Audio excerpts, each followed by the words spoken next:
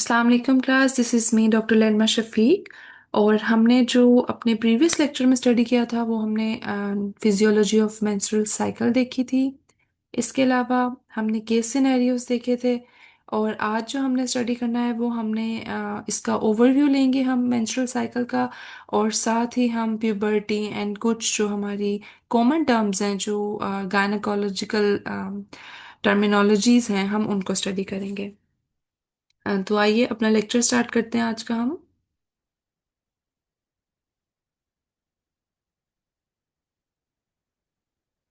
Okay, so our learning objectives are understanding of physiology and hormonal control of puberty। ठीक है।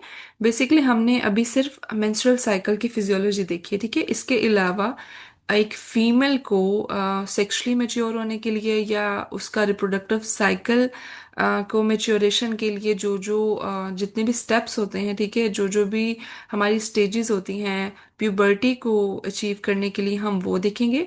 क्योंकि सिर्फ menstrual cycle या ओवा का रिलीज होना नहीं, इसके साथ साथ जो सेकेंडरी सेक्सुअल कैरेक्टर्स हो वो डेवलप होने बहुत ज़रूरी होते हैं। ठीक है। तो अगर मेंसेस के साथ साथ हमारे सेक्सुअल जो सेकेंडरी सेक्सुअल कैरेक्टर्स हैं वो भी डेवलप नहीं हुए हुए, तो फिर हम ऐसी फीमेल्स को हम किसी सिंड्रोम के अंदर रखते हैं। फिर हम उनकी जो है वो क्रोमोसोमल ऐसे और वो स्टडीज करते हैं। ठीक है। टर्नर क्लाइनफेंटर्स, ये हमारी जो थर्ड कम्युनिटी आती है जनरेशन, वो इसमें लाई कर जाते हैं। ठीक है। तो इसके अलावा हम describe normal menstrual cycle and regulation. ठीक है। ये आप अच्छे से आप समझ गए होंगे। Every one of you can easily describe menstrual cycle normal physiology. ठीक है। नेक्स्ट जो है हमारे पास identify common disorders of puberty. ठीक है। जो आज हम देखेंगे वो प्रिकॉरियस प्यूबर्टी के बारे में देखेंगे, डिलेड प्यूबर्टी एंड एमेनोरिया। ठीक है। ये कॉमन टर्मिनोलॉजीज हैं जो कि हमारी अगर फिजियोलॉजी जो है वो पैथोफिजियोलॉजी में चेंज हो जाए मेंस्ट्रुअल साइकिल की, तो ये तीन डिजीजेस कॉमन हो जाती हैं। एमेनोरिया टोटल मेंसेस का ना आना। ठीक है। इसमें हम देखेंगे it can be primary amenorrhoea और सेकेंडरी एमेनोरिया, या फिर डिलेड प्यूबर्टी भी हो सकती है। ठीक है। या प्रिकॉशियस प्यूबर्टी भी हो सकती है। ओके, नेक्स्ट स्लाइड में हम डिफाइन करते हैं प्यूबर्टी को। तो प्यूबर्टी बेसिकली क्या होती है? ठीक है। नॉर्मली अगर आप देखें तो आपके पास मैंने बताया था कि हमारे यहाँ 8 to 13 ईयर्स जो है वो नॉर्मल हमारे पास एज ग्रुप है फीमेल्स की, जिसे हम कहते हैं वो मेच्योर हो गई हैं, ग्रो कर गई हैं। ठीक है। लेकिन अप टू 16 ईयर्स तक हम वेट करते हैं। ठीक है। 16 ईयर्स तक हमारे लिए सेफ पीरियड है। हम कोई टेस्टिंग नहीं करते, कोई क्रोमोसोमल हम एबनॉर्मलिटी की तरफ नहीं जाते। 16 ईयर्स तक अगर मेंसेस ना आए फिर भी हम वेट कर सकते हैं फॉर द नेक्स्ट 6 मंथ्स और 1 ईयर। ठीक है। लेकिन अगर तब तक भी नहीं आते तो फिर ज़रूरी होता है कि हम देखें कि either it is precocious puberty और वट एवर इट इज़, हम देखें कि कहीं ये कोई सिंड्रोम तो नहीं है, कोई क्रोमोसोमल एबनॉर्मेलिटी तो नहीं है। तो प्यूबर्टी को हम ऐसे डिफाइन करते हैं, it's a transition phase where reproductive capability and secondary sexual feature appears. ठीक है। साथ साथ आपके प्यूबर्टी पे आपके सेकेंडरी सेक्सुअल कैरेक्टर्स जितने भी आपके फीमेल्स में ब्रेस्ट का डेवलप होना, ठीक है, एक्सिलरी ग्रोइन हेयर का डेवलप होना, ये सारी चीज़ें आ जाती हैं। और साथ आपकी जो है मेंसेस भी स्टार्ट हो जाते हैं। नॉर्मल एज ग्रुप हमारे यहाँ 8 to 13 ईयर्स है इन गर्ल्स। ठीक है। अंडर 8 और अबव 16 मैंने आपको बताया है कि अगर मेंसेस आ जाते हैं या मेंसेस नहीं आते तो इसके लिए टेस्टिंग बहुत ज़रूरी होती है। ठीक है।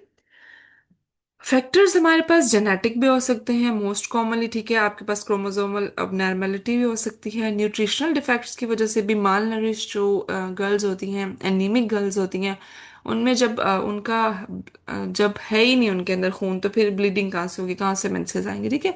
इस तरह जो माल नरिश्ड फीमेल्स हैं उनमें भी डिलेड हो सकती है आपके मेंसेस। एनवायरमेंटल चेंजेस या फिर कुछ ऐसी डिजीजेज हैं, क्रॉनिक इलनेसेस हैं, कुछ कैंसर्स ऐसे हैं जिसमें प्यूबर्टी जो है वो डिले हो सकती है।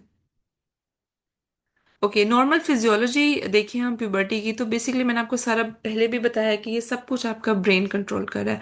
आपका हाइपोथैलेमिक रीजन, पिट्यूटरी रीजन, ये आपके ब्रेन में हार्मोनल्स कंट्रोल रखते हैं। ठीक है।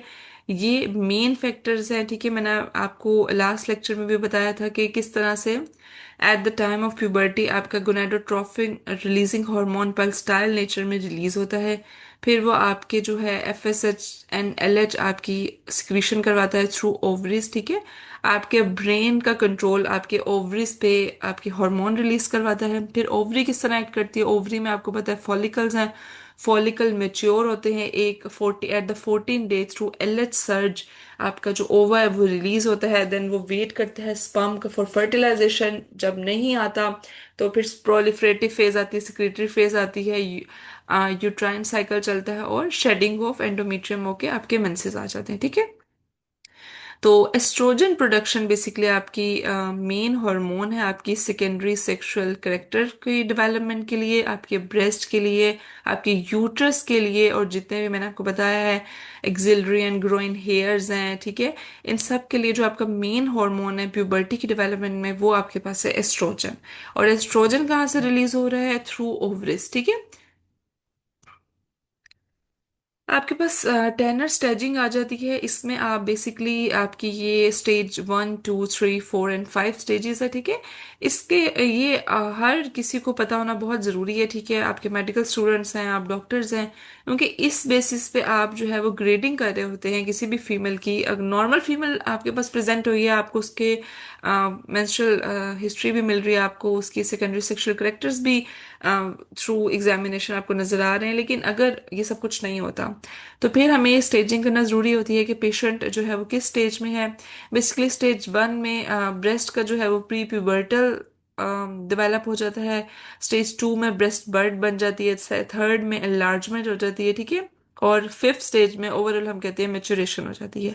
इसी तरह प्यूबिक हेयर का है कि स्टेज 1 में कोई हेयर नहीं है, सेकंड में स्पार्स लाइट हेयर्स आ जाते हैं, देन वो डेवलप होते हैं into the darker and the coarser hair, and fifth में आपकी एडल्ट डिस्ट्रीब्यूशन ऑन थाइज भी आ जाती है, ठीक है। तो बेसिकली ये एक नॉर्मल डेवलपमेंट है एक फीमेल में उसकी प्यूबर्टी पे।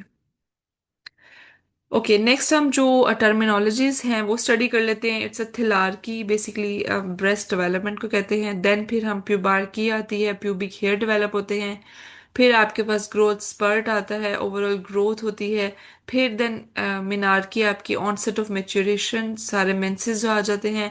Then menarche occurs at 2 years after thelarche, ठीक है। ये भी एक कॉमन है कि पहले जो है वो ब्रेस्ट बर्ड बनेगी और ब्रेस्ट डेवलपमेंट लाइट से स्टार्ट हो जाएगी। आफ्टर 2 years उसके फिर जो है वो ऑनसेट ऑफ मेंस्ट्रुएशन हो जाता है, और फीमेल को फिर हम कहते हैं कि वो अपनी प्यूबर्टी में आ गई है। हॉर्मोनल्स कंट्रोल ऑफ प्यूबर्टी जो है वो आपके through brain, through hypothalamus region से स्टार्ट होते हैं, जहाँ से आपका गोनेडोट्रोपिक रिलीजिंग हार्मोन निकलता है। फिर वो आपके जो नेक्स्ट हार्मोन्स हैं एफएसएच एंड एलएच को ट्रिगर करता है थ्रू पिट्यूटरी। वो फिर आपके प्रोमोट करते हैं फॉलिकल ग्रोथ को, ओव्यूलेशन को एंड एस्ट्रोजन सिक्रीशन को। नेक्स्ट पे जो मेन हमारा प्यूबर्टी का हार्मोन है एस्ट्रोजन, वो मैंने आपको बताया कि वो यूट्रस की डेवलपमेंट के लिए, ब्रेस्ट की एनलार्जमेंट के लिए बहुत इंपॉर्टेंट हार्मोन है। ओके, ये हम एक दफ़ा अगेन इसको ओवरव्यू ले लेते हैं कि ड्यूरेशन आपकी मेंस्ट्रुअल साइकिल की थी 28 डेज, ठीक है। ये आपने अच्छे से याद रखना है, और मैंने आपको बताया था कि 21 to 36 डे आपका जो है वो नॉर्मल के अंदर लाया होता है। फेजेस हमने देखी थी, ओवेरियन फेज देखी थी जिसकी 3 फर्दर फेजेस थी, फॉलिकल डेवलप होना, फिर ओव्यूलेशन होना, एंड देन ल्यूटियल फेज आना। ये आपकी ओवेरियन ओवरी के अंदर सारी जो चेंजेस आ रही हैं। फिर यूट्राइन जो यूट्रस के अंदर चेंजेस है वो आपकी सबसे पहले डे 1 से जो स्टार्ट होती है, डे 1 to 7 आपकी मेंस्ट्रुअल है। नेक्स्ट जो फिर आपकी प्रोलिफरेटिव है, एंड देन नेक्स्ट जो है वो सिक्रेटरी है। ये जो फिर इस तरह साइकिल चलता जाता है, सिक्रेटरी के बाद अगेन मेंस्ट्रुअल फेज आ जाती है। और इनको जो मेन हार्मोन कंट्रोल कर रहे हैं वो एफएसएच है, एलएच है, एस्ट्रोजन एंड प्रोजेस्टेरोन है। अगेन एंड अगेन आपको ये हार्मोन्स रिपीट करवा रही हैं, क्योंकि यही हार्मोन्स जो हैं ये हमारे जो हार्मोनल टेस्टिंग में हम फीमेल्स को सजेस्ट करते हैं, वो यही हार्मोन्स जो हैं इनका टेस्ट होता है at the second day of menses. Okay, so it this is a summary, you can study it now. Coming to the disorders, ठीक है, हमने बेसिकली नॉर्मल के साथ साथ पैथोफिजियोलॉजी देखनी होती है, जो कि हमारे पास जब फीमेल प्रेजेंट होंगी, ठीक है, तो उनको देखने के लिए कि आइदर वो अपनी एज से पहले तो नहीं प्यूबर्टी की स्टेज पे आ गई हैं तो वो कहलाती है प्रिकॉशियस प्यूबर्टी।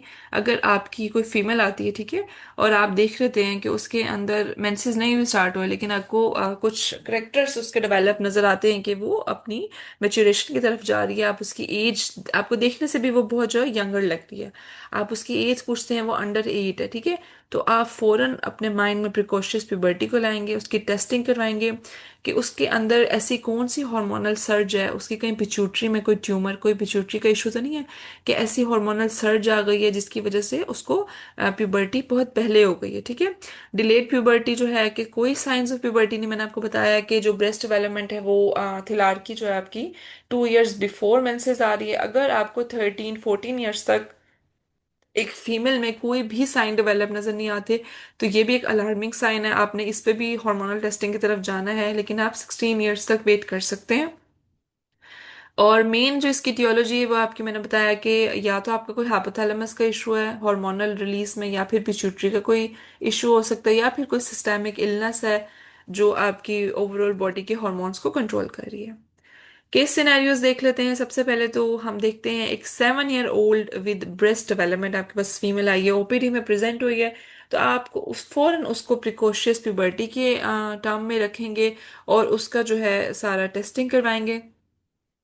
नेक्स्ट जो है, अगर 14 ईयर ओल्ड फीमेल आई है और उसकी कोई ब्रेस्ट डेवलपमेंट नहीं हुई, तो फिर ये अंडर आ जाएगी आपकी, मैंने कहा था कि ये डिलेड प्यूबर्टी में आ जाती है। इसके लिए क्रोमोसोमल एबनॉर्मलिटी को हम रखते हैं। हमारे पास 3 टाइप्स मेन है, टर्नर क्लाइनफेल्टर, ठीक है, टर्नर और क्लाइनफेल्टर सिंड्रोम मेन होते हैं।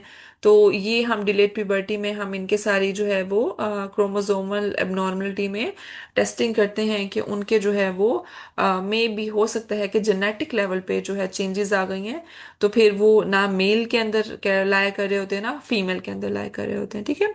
नेक्स्ट हमारे पास 16 ईयर ओल्ड फीमेल आई है विद इरेगुलर मेंसेस, ठीक है, फिर हम देखते हैं कि उसका उसको भी मजीद हम टेस्टिंग करने से हमें पता लगेगा कि मेंसेस जो हैं वो या तो उसके हार्मोनल कंट्रोल की वजह से सही नहीं है, या फिर वो जो है, लेकिन 16 ईयर्स में मैंने आपको पहले भी ये बात समझाई थी कि अगर इरेगुलर मेंसेस आ रहे हैं तो हम 2 इयर्स का पीरियड देते हैं एक दफा मेंसेस आने के बाद, फिर हम उसको अंडर सेकेंडरी एमेनोरिया रख सकते हैं पेशेंट को, ठीक है। ओके, सो आज के जो हमने सारा स्टडी किया है वो हमने प्यूबर्टी मार्क्स देखे हैं, जो बेसिकली आपकी हाइपोथैलेमस एक्सिस एक्टिवेशन, आपकी पैथोफिजियोलॉजी, सीक्वेंस आपने देखा thelarche, then pubarche, then growth spurt, then menarche. Disorders में मोस्ट कॉमन 3 डिसऑर्डर्स आपने देखे हैं जो कि कॉमन है। Precocious before 8 years of age puberty develop हो जाना, delayed puberty and amenorrhoea is total cessation of menses, ठीक है।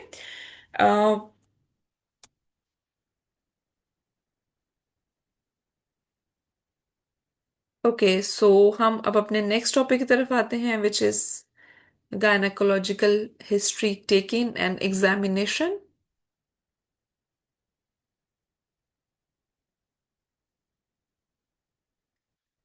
ओके, सो हम अपनी डिजीजेस नॉर्मल जो कॉमन गायनी ओपीडी केसेस जो डिजीजेस है उनको स्टडी करने से पहले बहुत ज़रूरी है कि हमें गायनी की हिस्ट्री एंड एग्जामिनेशन आना चाहिए, ठीक है। आपके पास पेशेंट चाहे ओपीडी में प्रेजेंट हो रहा है, चाहे आप हॉस्पिटल सेटिंग में हैं, आपके पास एक पेशेंट आती है, ठीक है। गायनाकोलॉजिकल हिस्ट्री बहुत इंपॉर्टेंट है किसी भी यंग फीमेल की, किसी भी ओल्ड फीमेल की पूछने के लिए, वेदर शी इज़ मैरिड और नॉट, ठीक है। गायनेकोलॉजिकल हिस्ट्री के लिए ज़रूरी नहीं है कि पेशेंट जो है वो मैरिड है या अनमेरिड है, लेकिन ऑब्स की हिस्ट्री के लिए पूछना ज़रूरी है कि पेशेंट मैरिड है या अनमैरिड है, ठीक है। और जितने भी आपकी डिजीजेज आ जाती हैं उसमें जब तक आप आपका हिस्ट्री पे आप अच्छे से कंट्रोल नहीं रखते, ठीक है, आप अच्छी सी हिस्ट्री टेकिंग नहीं कर पाते, तो फिर आपके लिए बहुत मुश्किल हो जाता है कि आप अपने डायग्नोसिस की तरफ जा सकें, ठीक है। तो हिस्ट्री के साथ साथ जर्नल जो एग्जामिनेशन है हम उसको भी स्टडी करेंगे। तो गायनी के अंदर जो हिस्ट्री है वो आपकी मेनली जो हम एक फीमेल से पूछते हैं वो मेंस्ट्रुअल हिस्ट्री लेते हैं, ठीक है, मेंसेस की ऑनसेट, मेंसेस की जो है वो टाइम पीरियड, कब से मेंसेस स्टार्ट हुए, ठीक है, कितना ज़्यादा उसको ब्लीडिंग होती है, कोई इशू तो नहीं है, ठीक है, ये हम डिटेल से स्टडी करेंगे मेंस्ट्रुअल हिस्ट्री को। नेक्स्ट जो है फिर हम जो है वो ऑब्स्टेट्रिक हिस्ट्री लेते हैं पेशेंट की, ठीक है। ओब्स जो है वो मोस्ट कॉमनली जो मैरिड फीमेल्स हैं जिनकी कोई पहले ज़रूरी नहीं है कि वो अभी इस टाइम ग्रेविडा हों, हो सकता है कि उनके पहले भी बच्चे हों, तो जब गायनी हिस्ट्री ले रहे होते हैं तो हम गायनाकोलॉजिकल डिसऑर्डर्स कुछ ऐसे हैं जिसमें जो है वो फीमेल की फर्टिलिटी या वो शी इज़ फर्टाइल और नॉट, ये पूछना बहुत ज़रूरी है। तो हम ओप्स की हिस्ट्री भी लाजमी लेते हैं, उसके कितने बच्चे हैं, कितने अलाइव हैं, कितने जो हैं वो फोत हो चुके हैं, या जो हैं वो अपनी किस एज में या पैदा होने से पहले फोत हो चुके हैं। ठीक है, ये सारी चीजें हमें पूछनी, डेड और लाइफ की हिस्ट्री लेनी बहुत जरूरी है। कंट्रासेप्टिव हिस्ट्री लेनी भी बहुत जरूरी है। ठीक है, कंट्रासेप्शन से कोई वो मेथड यूज कर रही है, ठीक है, कोई उन्होंने डिवाइस यूज की है, या फिर कोई पिल्स यूज कर रही है जिसकी वजह से कोई डिसऑर्डर आ रहा है, और सेक्सुअल हिस्ट्री। ये कॉमन जो है वो 4 हिस्ट्रीज आपकी जो है गायनेकोलॉजिकल हिस्ट्री टेकिंग में आ जाती है। बेसिक पर्पस क्या होता है? ठीक है, बेसिक पर्पस ये होता है कि आपके पास जो पेशेंट आई है, आप उसका ट्रस्ट गेन करें, आप उसके अच्छे से रिप्रोडक्टिव साइकिल को समझें।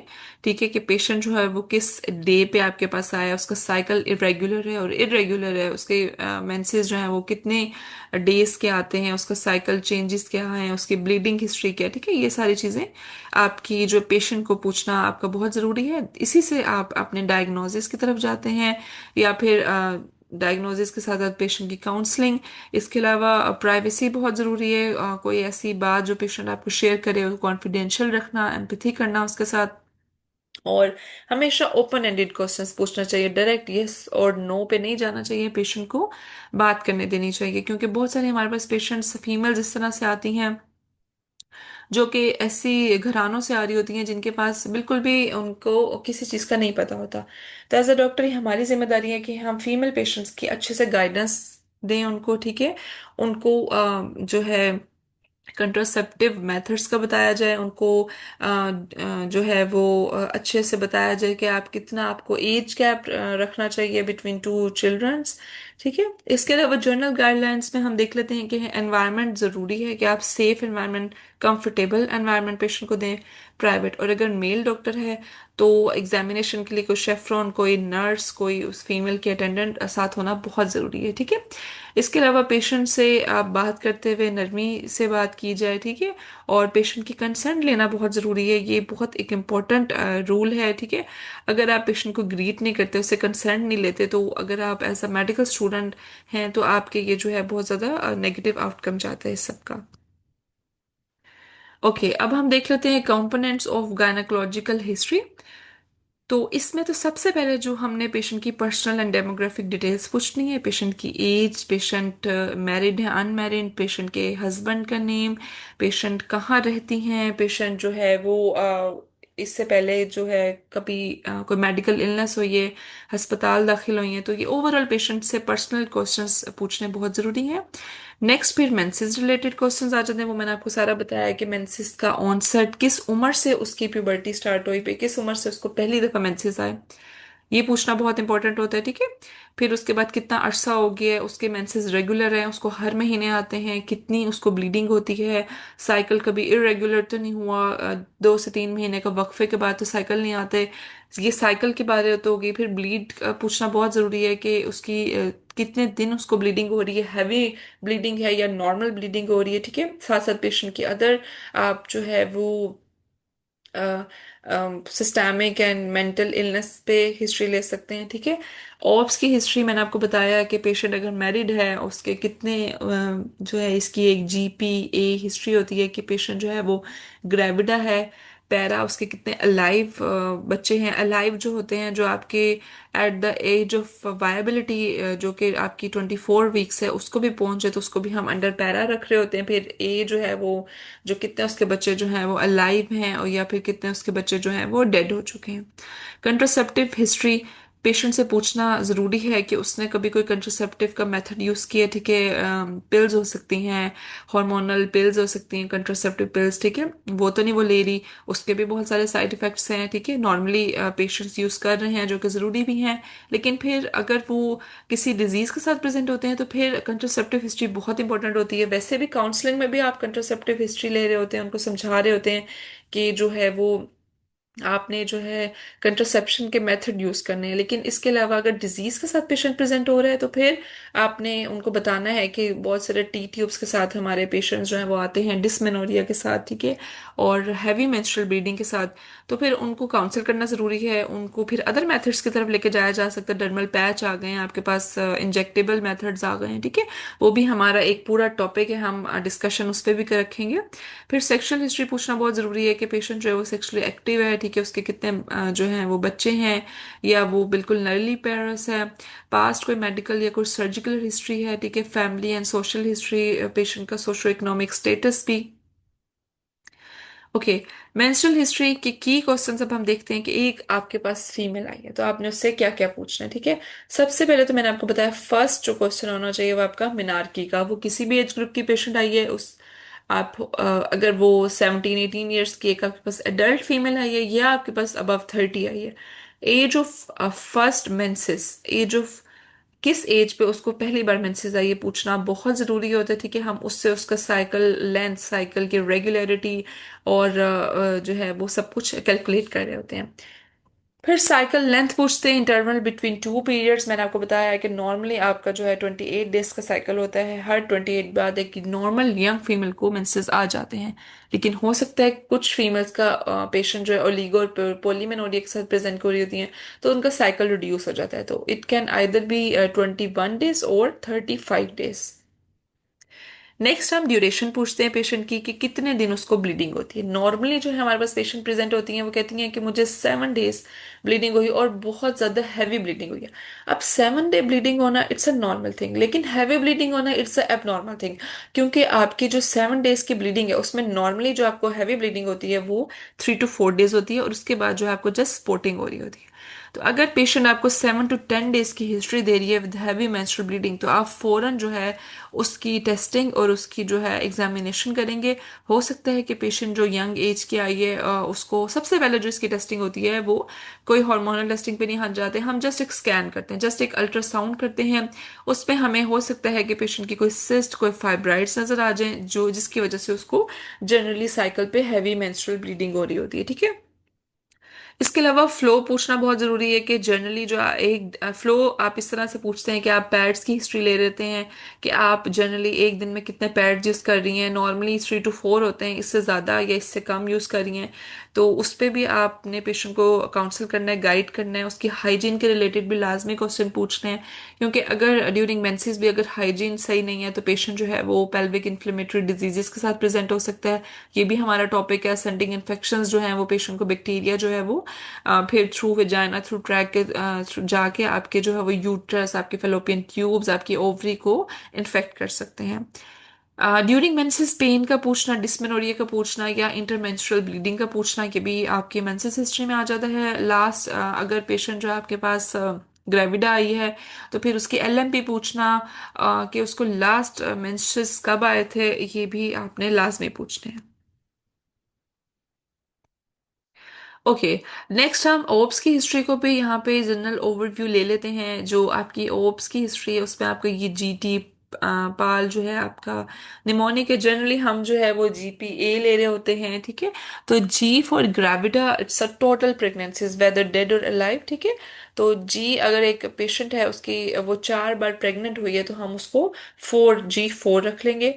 टर्म डिलीवरीज का मतलब है कि फुल जो टर्म पे डिलीवरीज हुई हैं पेशेंट के बेबीज, जरूरी नहीं कि वो अलाइव हो या डेड हो, लेकिन वो पूरी उसके 9 मंथ्स पे उसकी डिलीवरीज हुई हैं। तो ये जितनी डिलीवरीज हुई हैं हम उसको अंडर टी रख लेते हैं, ठीक है।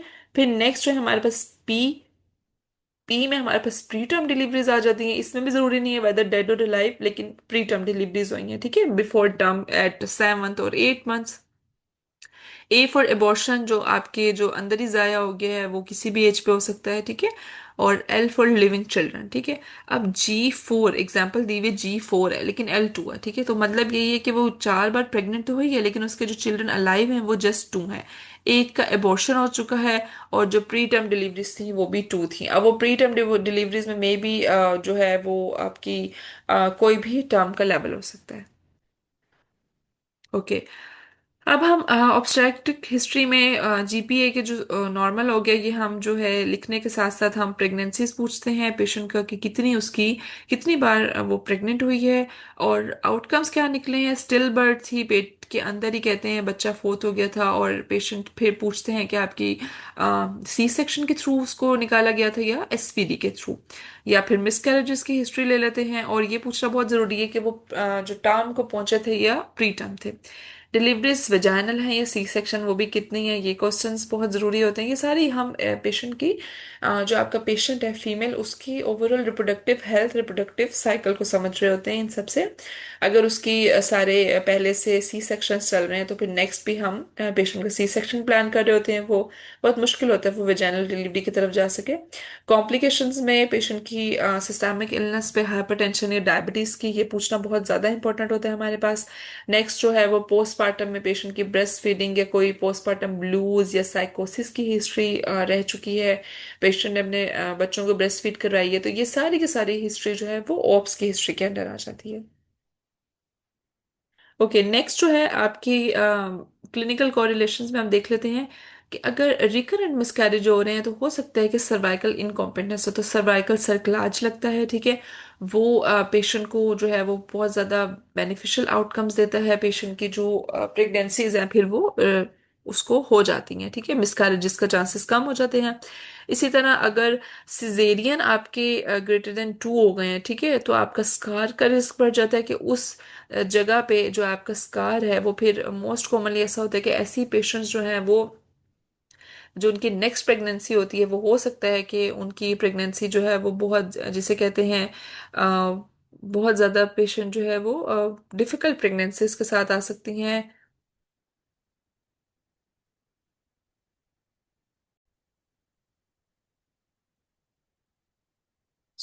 हम जो मल्टीपल स्कार रिस्क के अंदर हम जो है वो प्लेसेंटा प्रीविया के रिस्क के अंदर पेशेंट को रख सकते हैं, ठीक है। और प्री एक्लेम्पशिया का रिस्क हो सकता है इन फ्यूचर प्रेगनेंसीज में, ठीक है। अगर पेशेंट जो है वो बहुत ज़्यादा हाइपरटेंशन के साथ प्रेजेंट हो, ये हो सकता है कि उसको ड्यूरिंग प्रेगनेंसी ही हाइपरटेंसिव है पेशेंट तो वो प्री एक्लेम्पशिया के साथ आ सकती है। प्री टर्म लेबर जो हैं वो यूट्राइन एनॉमलीज की वजह से पेशेंट को हो सकती हैं। ओके, इसके अलावा कंट्रासेप्टिव हिस्ट्री जो आपके की क्वेश्चंस हैं पेशेंट से, सबसे पहले तो पूछना जरूरी है कि आपने कभी कोई ऐसा मेथड यूज किया है कंट्रासेप्शन के लिए, ठीक है। जनरली जो आपकी पिल्स होती हैं, ठीक है, ओरल कंट्रासेप्टिव पिल्स होती हैं जो आपका 28 डेज के साइकिल्स के साथ आप ले रहे होते हैं। इंट्रा यूट्रन जो आपकी डिवाइसेस हैं वो हो सकते हैं, इंजेक्शन हो सकते हैं, ठीक है, और नॉर्मल बैरियर्स हो सकते हैं। ड्यूरेशन पूछनी जरूरी है, कुछ ने 3 ईयर्स, 5 ईयर्स, तो कितने लॉन्ग ड्यूरेशन का उन्होंने यूज किया हुआ है, ठीक है। कुछ साइड इफेक्ट्स पेशेंट को उस टाइम हुए हैं या पहले कभी हुए हैं, ब्लीडिंग हो सकता है, हेडेक हो सकता है, वेट गेन हो सकता है, ठीक है। ये सारे हमारे पास फीमेल्स आती हैं वो बताती हैं कि मेरा इतने अर्से से वेट बहुत ज्यादा गेन हो रहा है, मुझे बहुत ज्यादा ब्लीडिंग होती है, ठीक है। अब नॉर्मली ब्लीड भी हो रही होती है ड्यूरिंग इंटरमेंस्ट्रुअल पीरियड। आप फौरन क्लिक करेंगे, उससे पूछेंगे कि आपने कोई कंट्रासेप्टिव, स्पेशली जो आपकी टी ट्यूब है उसमें ये सारी जो है वो, ये आपकी पिल्स जो हैं वो वेट गेन की तरफ आपको लेके जा रही होती है, ठीक है। फिर पूछते हैं कि कभी मिस्ड पिल हुई हो, कभी कोई आपको इमरजेंसी पिल लेनी हुई पड़ी हो, तो ये सारी हिस्ट्री जो है हम पेशेंट से पूछ रहे होते हैं।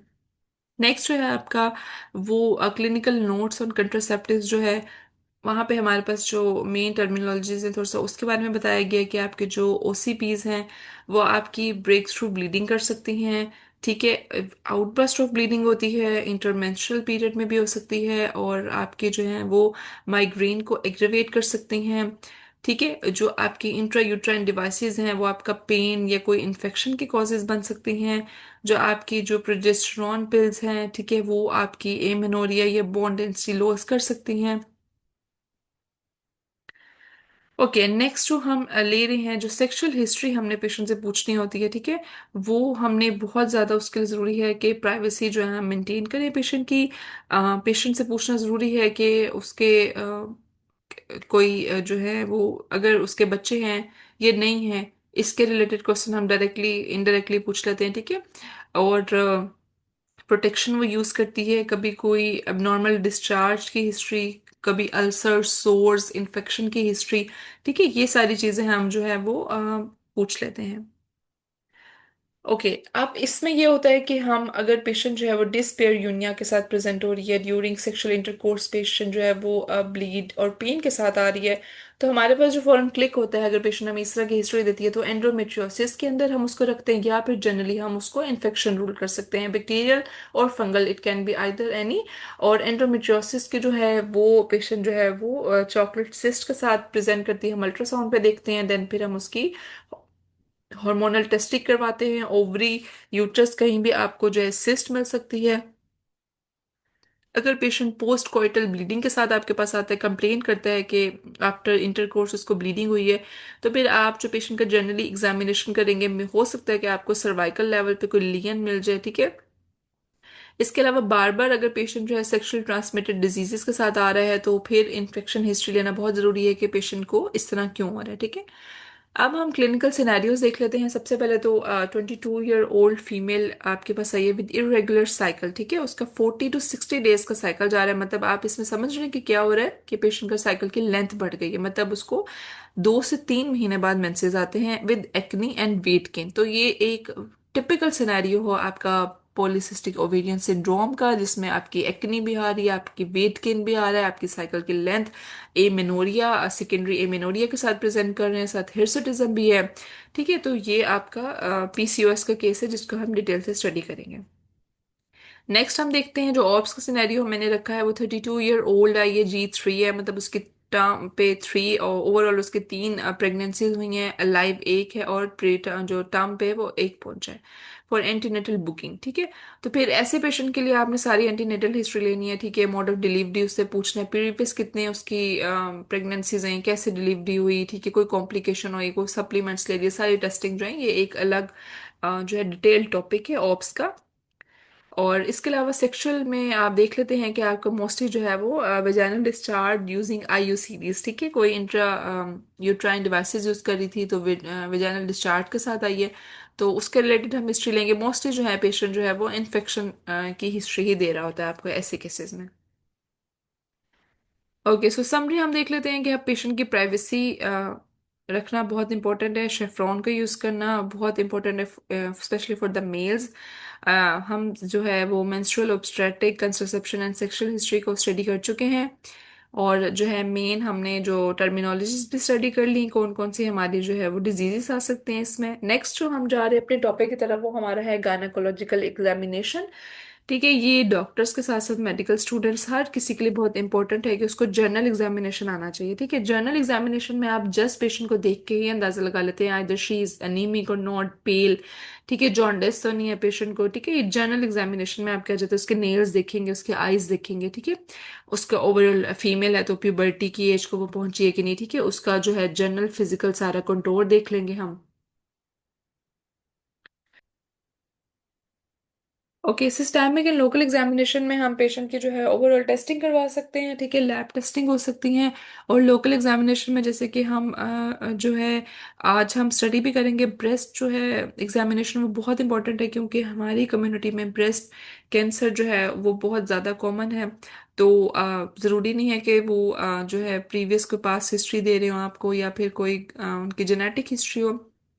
फर्दर उनके एग्जामिनेशन हम करेंगे, ब्रेस्ट एग्जामिनेशन भी हम आज डिटेल से स्टडी करेंगे, ठीक है, to rule out the early breast cancer, ठीक है, और केस सिनेरियोज देखेंगे।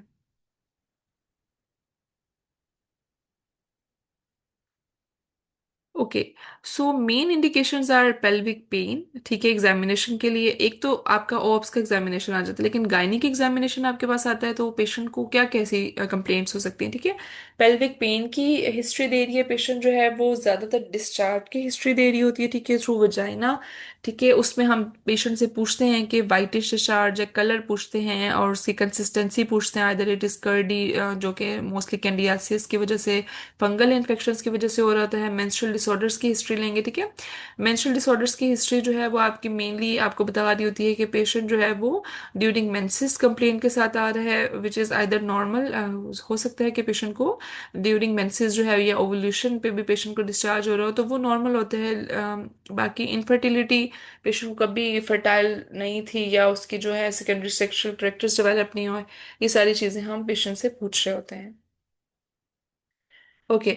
अब जो एग्जामिनेशन से पहले ज़रूरी है कि मैंने आपको बताया, बार बार बता रही हूँ कि इन्फॉर्म्ड कंसेंट लेना बहुत ज़रूरी है। किसी किसी को भी आप बगैर उससे पूछे हाथ नहीं लगा सकते। कि एक कह लें संगीन जुर्म है।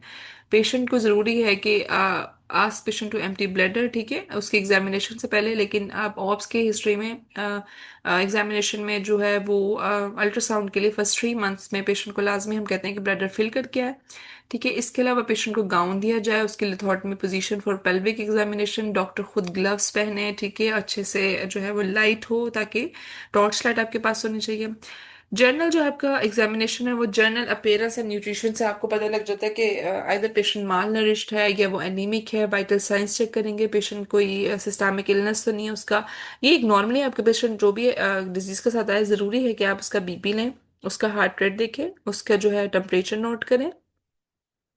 इसके अलावा अगर पेशेंट ओबीज है, हो सकता है कि वो पीसीओएस का पेशेंट है, ठीक है, हिस्ट्री के साथ साथ आपको उसको देखने से अंदाजा हो जाएगा कि शी इज ओबीज। उसके वेट चेंजेस, उससे पूछें कि आप हमेशा से इतनी हेल्दी हैं या आप कोई स्पेशल कुछ हुआ है कि आप इतनी हेल्दी हो गई, ठीक है, तो वेट चेंजेस की हिस्ट्री लेना। एग्जामिनेशन पे भी आप देखेंगे। तो आप जब पेशेंट को एग्जाम कर रहे होते हैं, एग्जामिनेशन कर रहे होते हैं, तो साथ साथ आप उसे जरूरी है कि साइमल्टेनियसली हिस्ट्री लेते रहें। पेलर मैंने बता दिया, एनीमिया के देखने के लिए टेरेस देखेंगे। फॉर लिवर डिजीज जॉन्डिस पे पेशेंट हो सकता है। एडीमा हम जनरली एग्जामिन कर सकते हैं। इसके अलावा थायराइड के जो हमारे पास मोस्टली जो फीमेल्स हैं वो हाइपरथायराइडिज्म, हाइपोथायराइडिज्म के साथ आपकी गायनी में आती हैं और उनकी यही सारी ब्लीडिंग की कंप्लेंट्स होती हैं। कहीं हैवी ब्लीडिंग है, कहीं लो ब्लीडिंग है। मोस्टली हाइपरथायराइडिज्म के पेशेंट हैवी मेंस्ट्रुअल ब्लीडिंग के साथ प्रेजेंट हो रही होती है। तो थायराइड की हिस्ट्री लेना, थायराइड का एग्जामिनेशन इन सारी चीज़ों में बहुत ज़रूरी है। साथ साथ ब्रेस्ट एग्जामिनेशन भी। ओके, सिस्टमिक एग्जामिनेशन में ओवरऑल आपका एब्डोमिनल एग्जामिनेशन आ जाता है, ठीक है। लोकल में आपके पास पेल्विक एग्जामिनेशन है जिसमें आप एक्सटर्नल जेनिटेलिया देख रहे होते हैं। फिर स्पेकुलम डाल के आप थ्रू इंटरनल विजाइना सारा देख रहे होते हैं। Bye manual internal examination through आप फिंगर्स कर रहे होते हैं, या फिर रेक्टो विजाइनल एग्जामिनेशन।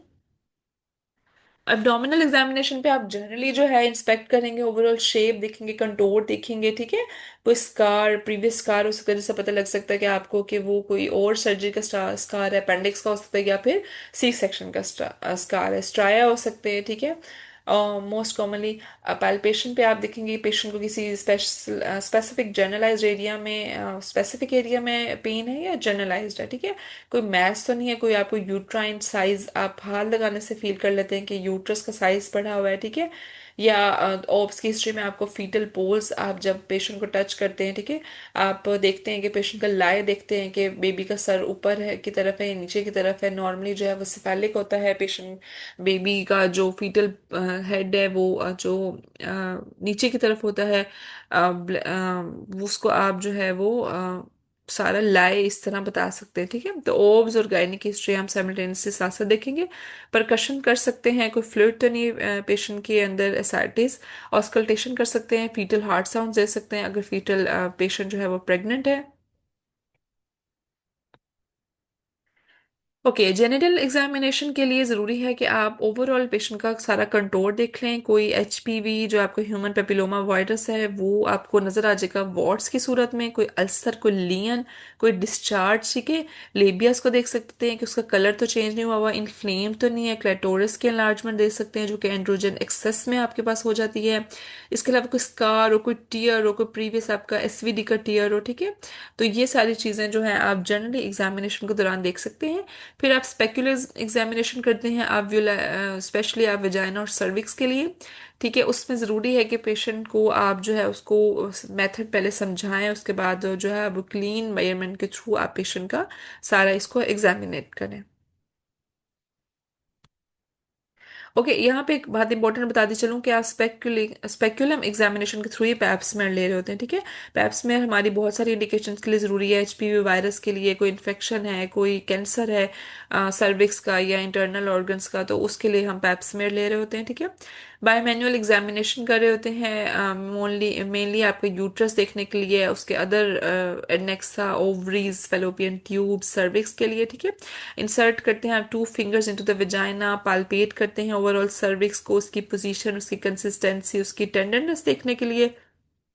आप एग्जामिन करते हैं पेशेंट को, पेन है स्पेसिफिक किस एरिया में पेन है, ठीक है, और मोबिलिटी ठीक है कि नहीं, पेशेंट की पालपेट करते हैं यूट्रस को, उसका साइज हम हाथ लगा के नोटिस कर लेते हैं, ब्लीड तो नहीं कर रही, साइज कितना है उसका, ज्यादा उसकी शेप क्या है, साथ साथ ओवरीज को भी। तो ये हम जो है एग्जामिनेशन मोस्टली गायनी में कर रहे होते हैं। रेक्टोवेजाइनल एग्जामिनेशन भी बहुत ज्यादा जरूरी है, ठीक है, एंड्रोमेट्रियोसिस के लिए या मेलिग्नेंसीज के लिए। ओके, अब हम फाइंडिंग्स देख लेते हैं। अगर हमें एनलार्ज यूट्रस मिला है, ठीक है, बोगस यूट्रस मिला है, तो अदरवाइज आप जो अल्ट्रासाउंड की तरफ जाए उससे पहले जो है हिस्ट्री टेकिंग के बाद आपके एग्जामिनेशन पे भी आपको डायग्नोसिस बन सकता है कि ये फीमेल जो है वो फाइब्राइड के साथ है, या फिर एनलार्ज यूट्रस जो है वो नॉर्मल फिजियोलॉजिकल, पेशेंट खुद ही बता देगी वो प्रेग्नेंट है तो भी उसका एनलार्ज यूट्रस मिलेगा। फिक्स यूट्रस मिलता है, यूट्रस बिल्कुल मोबाइल नहीं है, तो वो एंड्रोमेट्रियोसिस के साथ हो सकता है, मल्टीपल सिस्ट के साथ, या कोई मेलेग्नेंसी हो सकती है। यूट्रस का साइज बहुत इंपॉर्टेंट होता है, हम डिटेल से जब फाइब्राइड स्टडी करेंगे तो उसमें मैं आपको बताऊंगी कि हम यूट्रस में क्या क्या एबनॉर्मलिटी देख सकते हैं, कैसे उसका साइज देखते हैं, अल्ट्रासाउंड पे क्या चेंजेस आती हैं। सर्वाइकल मोशन टेंडरनेस जो हो रही होती है वो आपकी वो पेल्विक इन्फ्लेमेटरी डिजीजेज में हो रही होती है। एडनेक्सल में आपको कोई मैस मिल सकता है, कोई सिस्ट मिल सकती है, कोई एक्टोपिक प्रेगनेंसी मिल सकती है, और अगर आपको यूट्राइन टेंडरनेस मिली है तो मोस्ट कॉमन वो इन्फेक्शन में मिल सकती है। ठीक है, एग्जामिनेशन के बाद जरूरी है कि पेशेंट को आप अच्छे से उसकी सारी फाइंडिंग्स बताएं, उसको काउंसल करें, उसको प्लान बताएं। फीमेल जो हैं उनको जरूरी होता है कि आप अपने एतमाद में लें, डायरेक्ट आप उनको इतना, आप उनको हिस्ट्री पूछिए, आपने इतना एग्जामिनेशन सारा किया है, तो जरूरी होता है कि उनको आप इन्वेस्टिगेट करने के लिए उनको समझाया जाए कि ये आपका इन्वेस्टिगेशन प्लान है, ये टेस्टिंग होगी, ये एग्जामिनेशन होंगे, अल्ट्रासाउंड होगा आपका, साथ साथ उनको मैनेजमेंट प्लान बताया जाए। ठीक है, कॉमन मिस्टेक्स जो अवॉइड करना हर किसी के लिए बहुत ज़रूरी है, वो आपका ज़रूरी है कि अगर आपने कंसर्न नहीं ली तो आप फेल हैं अपने एग्जामिनेशंस में, ठीक है, ये बात आपने याद रखनी है। कोई शेफ्रॉन्स नहीं है, कोई आपके पास साइड जैसे मेल्स हैं वो कभी भी किसी फीमेल को बगैर कंसर्न के नहीं टच करेंगे, उनके साथ कोई ज़रूरी एग्जामिनेशन के लिए कोई नर्स, कोई फीमेल अटेंडेंट ज़रूरी हो, ठीक है, रफ हैंडलिंग बिल्कुल नहीं करनी, पुअर डॉक्यूमेंटेशन नहीं करनी, और हमेशा जो है पेशेंट से अच्छे से कम्युनिकेट करना है। कुछ केस सिनेरियोज देख लेते हैं हम। 35 year old female presents with lower abdominal mass, ठीक है, तो लोअर एब्डोमिनल में आपके मोस्टली जो है आपको यूट्रस आ जाती है, ठीक है, जो आप जनरली सोचते हैं, ठीक है। साथ फाइंडिंग्स पे आपको फर्म मिला है, नॉन टेंडर होती है, irregular uterus rising from the pelvis, तो ये जो आपका एक कॉमन केस है यूट्रन फिब्रॉयड्स का, जिसमें सबसे पहले आपने यूट्रस का आपने अल्ट्रासाउंड करवाना होता है। अगर हम केस देखते हैं, विजाइनल डिस्चार्ज का केस है, एक पेशेंट आपके पास आई है बिल्कुल young, with offensive vaginal discharge and itching, ठीक है, फाउल स्मेलिंग डिस्चार्ज है उसका और साथ इचिंग भी है। एग्जामिनेशन पे हमें येलो डिस्चार्ज भी मिला है, ठीक है, और जब बाय मैनुअल हमने किया तो हमें सर्वाइकल मोशन टेंडरनेस में मिली है, तो ये एक बिल्कुल क्लियर कट केस है पेल्विक इन्फ्लेमेटरी डिजीज का। वो आपकी जो है वायरस कर सकता है, बैक्टीरिया में क्लामीडिया और गोनरा जो है, फिर उसकी टेस्टिंग हम करवाते हैं, उसी के अकॉर्डिंग हम एंटीबायोटिक्स दे रहे होते हैं हम। थर्ड केस है आपके पास एक 28 ईयर ओल्ड फीमेल आई है वो 2 ईयर्स ऑफ इनफर्टिलिटी, ठीक है। तो अब 2 साल से उसको फीमेल जो आपकी बिल्कुल ठीक है, उसको नॉर्मली मेंसेस आते हैं, ठीक है, लेकिन उसको इनफर्टिलिटी का इशू है, ठीक है, उसको 2 साल हो गए हैं, 3 साल हो गए हैं शादी को, वो मैरिड है और उसको कोई भी कभी भी नहीं हुई वो प्रेग्नेंट, ठीक है। तो ऐसी केसेस में हम जब उसका यूट्रस देखते हैं बिल्कुल नॉर्मल होता है, ठीक है, बायोलेटरल सिस्ट मिलती है हमें ओवरीज में, तो ये भी एक ट्रू कट केस है आपका पीसीओएस का, ठीक है, पॉलीसिस्टिक ओवेरियन सिंड्रोम का। इसके भी मैनेजमेंट में हम जो है वो डिटेल से स्टडी करेंगे। ओके, सो हमने अब तक जो है ये कॉमनली सारी एग्जामिनेशन देख ली, अब हम जो है वो ब्रेस्ट एग्जामिनेशन देख लेते हैं। बेसिकली ब्रेस्ट एग्जामिनेशन बहुत इंपॉर्टेंट है, early detection of any cancer और लंप, ठीक है। हम देखते हैं पेशेंट को, हमारे पास 4 क्वाड्रेंट्स होते हैं ब्रेस्ट के, ठीक है, upper outer, upper inner, lower outer, lower inner. इसमें हम पेशेंट को टच करके इंस्पेक्ट करके जनरली हम पेशेंट को देखते हैं, फिर पालपेट करके हम कोई लंप तो नहीं है, निपल से कोई डिस्चार्ज तो नहीं आ रहा, कोई स्किन चेंजेस, आपके निपल जो है वो इन्वर्टेड है और इवर्टेड है, ठीक है, कोई उसका मिल्की डिस्चार्ज और कोई ब्लडी डिस्चार्ज तो नहीं पेशेंट का आ रहा है, ये आप सब देखते हैं, इंस्पेक्ट अच्छे से करते हैं ओवरऑल चेस्ट को, कंटूर को, सिमेट्री को, बहुत जो है वो ब्रेस्ट के, ठीक है, कोई डिम्पलिंग तो नहीं है, कोई रिट्रैक्शन तो नहीं है, कोई अल्सरेशन चेंजेस तो नहीं आपको मिल रही पेशेंट की। इसके अलावा पेशेंट को जो है फिर आप पालपेट करेंगे तो आप लंप कोई आपको मिल सकता है, कोई आपको जो है वो सिस्ट मिल सकती है, ठीक है। और किसी जगह पे स्पेसिफिक पेन एरिया मिल सकता है, ठीक है। इसके साथ साथ आपको एक्सिलरी लिम्फ नोड्स देखने बहुत ज़्यादा ज़रूरी होते हैं, ठीक है। नॉर्मली जो है आपको साइक्लिक अगर टेंडरनेस मिल रही है तो इट्स नॉर्मल। पीएमएस में जो प्री मेंस्ट्रुअल सिंड्रोम है, नॉर्मल आपको उसमें आपकी ब्रेस्ट हैवी और टेंडर हुए होते हैं। लेकिन अगर आपको हार्ड इरेगुलर लंप मिले हैं, पेन भी है पेशेंट को, साथ ब्लडी डिस्चार्ज भी है, ठीक है, तो ज़रूरी है कि हम कार्सिनोमा को रूल करें। इसकी स्टेजेस होती हैं, ओवरऑल अल्ट्रासाउंड करवाते हैं, हम मेमोग्राफी करवाते हैं, और जो है वो जो सारे ब्रेस्ट की जो है जेनेटिक टेस्टिंग करवाते हैं, ठीक है। तो ये हमारा आज का टॉपिक था। आई होप आपको अच्छे से समझ आ गया होगा। कोई भी क्वेश्चन हो तो आप हमारे व्हाट्सएप ग्रुप में पूछ सकते हैं। Thank you so much.